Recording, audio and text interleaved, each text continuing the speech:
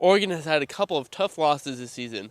At Autzen, where Bellotti hardly ever loses to non-conference opponents, to Boise State, and then getting smacked by USC last weekend in LA. Anytime a team loses, there's going to be a lot of activity on the fan blogs. So what does head coach Mike Bellotti believe about all the negative blogging? I think most of that is by people who really don't know football, just emotional response to not winning and not playing well. And I understand that. I don't really read it. Some people send me things sometimes to suggest certain things. I read that, and I actually respond to them most of the time. But I also think sometimes you've got to look beyond that through those things and see, is there a common thread of things that we can and should be aware of?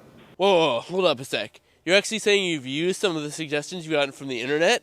Yeah, well, several times over the years. I mean, the funny thing is I get them whether we win or we lose, so it really doesn't matter. There are people out there that complain if we win by 40 or lose by whatever. And so, but some of them have merit, and some are more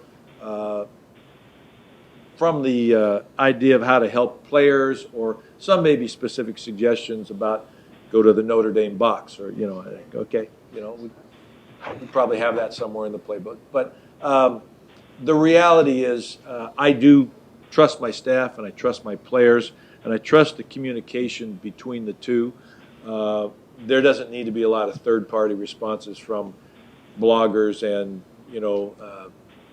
Monday morning quarterbacks and all that other stuff. I mean, we're aware of that. It's the day and age of media and a lot of focus, and it's interesting how things change day to day. That's always the most impressive thing to me, is the ability to flip-flop. So, I myself have never ever flip-flopped on how good I thought Oregon was.